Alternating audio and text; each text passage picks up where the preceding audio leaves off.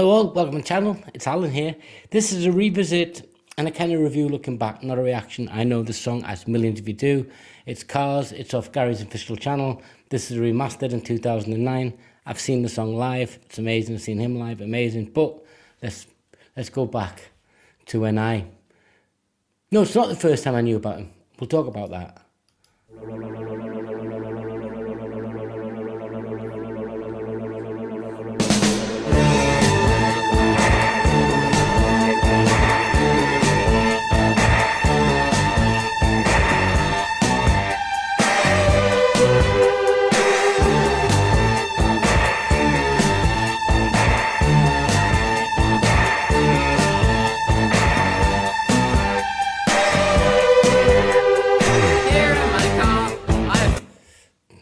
Just great opening.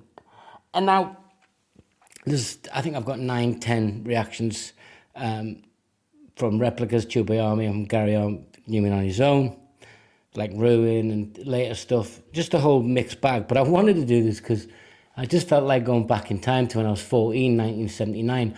But I already knew about Gary Numan because my friend Davey, God rest his soul, he was a bit of a more, he was like a year and a half older than me. He was like a million years older then. And he was listening to bands like UK Subs and stuff. And I remember him playing Bombers and Broadway by Numan. I must have been around his house because we were friends. And I was like, wow, that's pretty cool. And it was more punky. And then it kind of switched off from it, as you do when you're 14. And then he then played Me Down in the Park, which came out. And he was like, that was cool. He liked that as well. Then this hit. And I was like, oh yeah, now I know.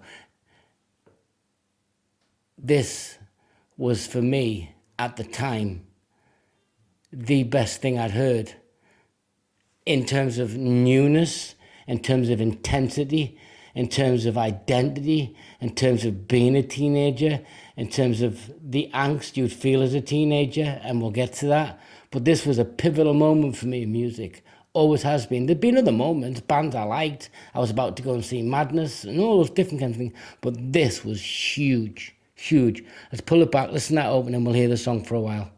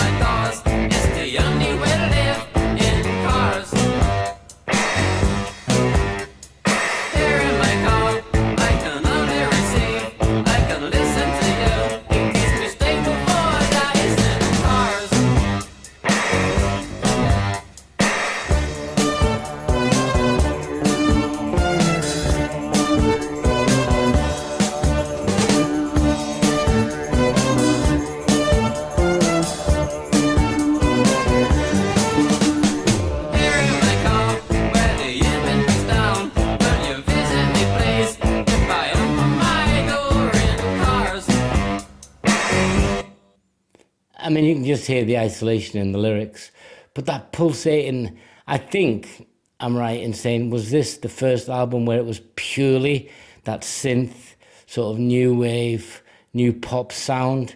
There was nothing else. Was it this album? Let me know, guys.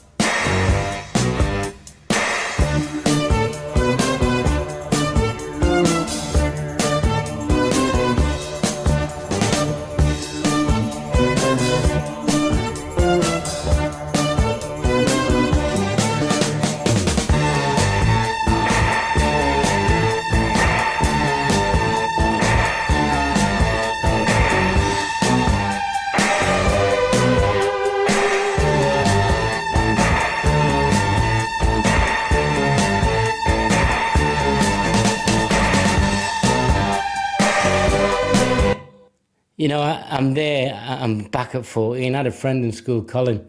I haven't seen him since I left school, so it's a good 45 years. But he was lucky. I think he had a couple of more quid than me. I think his parents might have been teachers or something like that. It's just the way it was. But he had the black shirts, the red ties, and the red shirt and the black tie, and I think he even had a bit of the makeup for the cheeks. And he was so cool. I don't know if he was, but it was at the time. And I just remember thinking that, not so much about identity, but the music is quite isolating. I could tell it was about being trapped in something. But looking back now, it's about being stuck in technology. And we are now. Let's be honest. I'm sat in front of a computer talking to you guys when I could be out touching grass. And I'm not mocking that statement, by the way. Although it does irritate me sometimes. But yeah, you can just hear the anxiety in the sound itself, in the synthesizer. I think he used a mini moog on this as well.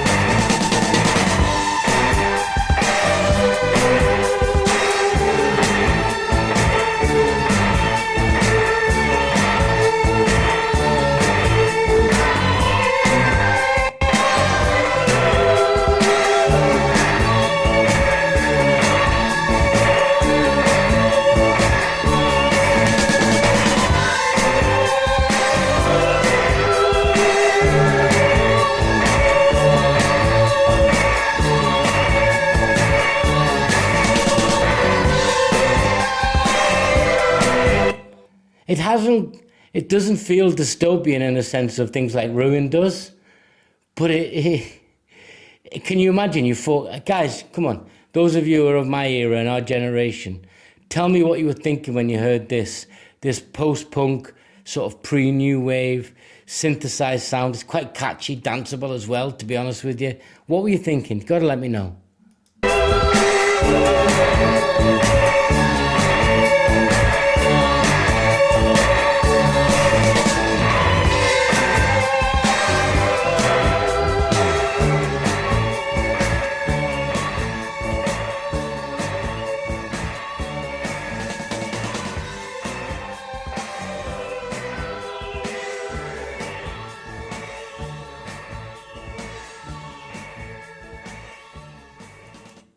So what does it grab me for now? Why is it compelling? Because I think it encapsulates that sort of duality of modern day life, the use of technology, the ease of access to the world, yet having to still struggle with the real time of getting a job, paying your wages. Yeah. And it feels nostalgic and it's still forward looking. Yeah. Tell me what you think, guys. Let me know. Till next time, it's Alan. Take care.